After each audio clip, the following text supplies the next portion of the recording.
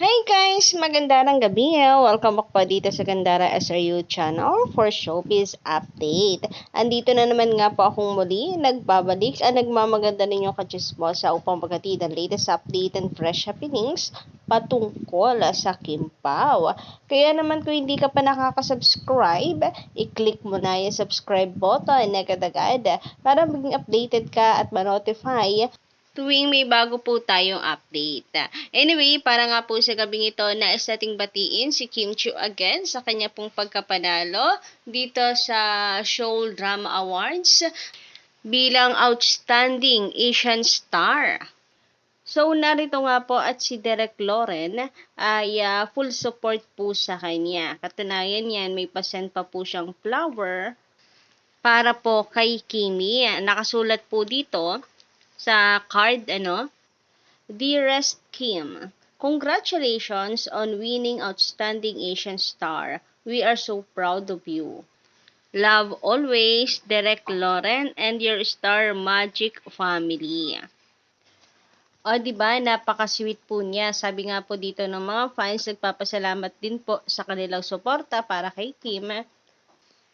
Congratulations, Kimi, for all achievements that you receive from Rose Tomita. You deserve it. Thank you, Derek Loren, for fully support for our Princess Kim. God bless you and more achievements to upon you. We are so proud of you from LA. O, diba? Worldwide din ang fans po ni Kimi, ang fans po ng Kim Pao. Anyway, bukod nga po dyan sa pagkapanalo ni Kim bilang Outstanding Asian Star, alam niyo po ba, it's a double win para po sa Kim Pao. Sapagkat nanalo po ang linlang, ang kanilang linlang, and ang What's Wrong with Secretary Kim na palabas po or pinagbibidahan po nung dalawa. O, diba, bongga? Nakakatuwa po yung dalawa. And syempre, maraming salamat sa mga fans kasi hindi po ito posible kung hindi po dahil sa kanila. Ayan, no? Nanalo po sila sa AACA 2024 National Winner Announcement. Nariyan kabilang po ang What's Wrong with Secretary Kim and ang Linlang. Ipinost din po ni Papi Pao sa kanyang IG account ito pong pagkapanalo nila sa Asian Academy Creatives Award. Siyempre, hindi lang naman po ito pagkapanalo ni Kim and Paolo, pati na rin po ng mga Kim Pao fans. So, bale, ang nakuha nga po ng Linlang ay Best Drama Series dito sa Asian Academy Creative Awards. Samantalang, ang What's Wrong with Secretary Kim ay nakakuha naman po ng Best Adaptation of an Exciting Format. Grabe, ang galing, no? Congratulations po ulit sa dalawa. And si Kimi, nag-post din po sa kanyang account. Hindi pa nga po siya makapaniwala sa nakuha po niyang award. Eto na naman at meron pa, hindi lang isa kundi dalawa. Sabi nga po niya dito sa kanyang post, congratulations kapamilya! Special congratulations also to hashtag Linlang family. Hashtag What's Wrong with Secretary Kim family. It's Showtime fam and ASAP family. Yuhu! Naku, bali, 4 pa po pala para kay Kim kasi nandyan din ang Showtime at ang ASAP. Grabe nga naman yon. Grabe din po talagang ABS-CBN, kahit wala na pong prangkisa. Ito po, tumahakot pa rin talaga ng awards yung kanila pong mga palabas, yung kanila pong mga show. Iba po talaga kapag tatak kapamilya, kapag gawang kapamilya. So, bale, ito nga po lahat yung Asian Academy Creative Awards National Winners 2024. Nangunguna ang Linlang Best Drama Series, ang kay Catherine Bernardo na A Very Good Girl.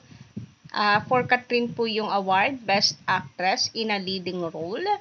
And si Kayla Estrada naman po ay panalo naman bilang Best Actress in a Supporting Role dito pa rin po sa Linlang. Samantala si JM De Guzman sa Linlang pa din po, Best Actor in a Supporting Role. Grabe nga yung Linlang. Of course, pati po yung mga cast dito sa Linlang, napakagagaling, napakahusay. Samantala, nakuha naman po ni Miss May Cruz Alviar, correct me if I'm wrong, ang Best Direction. Ang Best General Entertainment naman, Best General Entertainment Program ay ang It's Showtime. Best Adaptation of an Exciting Format, ang What's Wrong with Secretary Kim. Best Short Form, ang Primetime Mother. And Best Music or Dance Program, ang ASAP Live in Milan. So, kung makikita nyo dito, lahat po ito ay sa ABS-CBN Studios. So, again, congratulations po sa ABS-CBN Studios.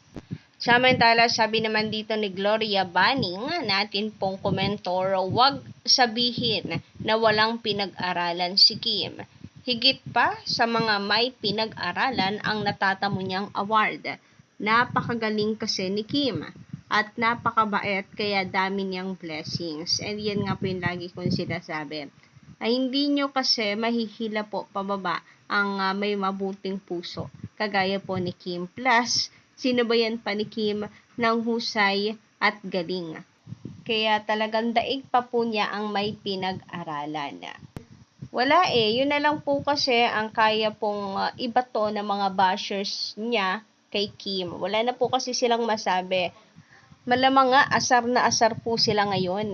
Kasi kahit double time na po sila sa bababa kay Kim, paninira kay Kim Chiu, ay parang wala pa ring epekto. Kasi si Kim ay sa paangat lang po ng sa pangat. So again, congratulations kay Kim Chiu. Grabe nga yun. Outstanding Asian Star.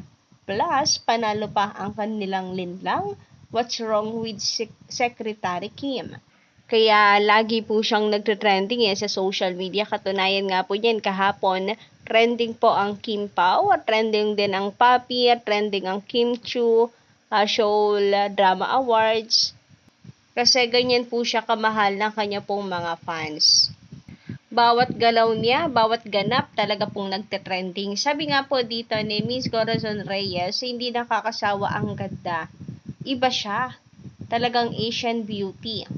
Nakaka-proud ka naman, Kimi. Talagang bawat galaw mo, nagte-trending. Nagte-trending ka. Siraan ka man ng siraan, hindi ka pa din basta-basta masisira talaga. Kahit anong gawin nila, hindi ka matitinag kasi mabuti ang puso mo.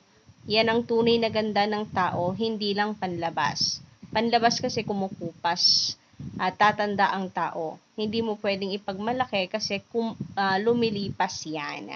Which is true. So, kayo po ba anong inyong masisay patungkol po dito? Pa-comment ka lang sa baba and kung nagustuhan ninyo ating update, don't forget to click the subscribe button and notification bell for more updates.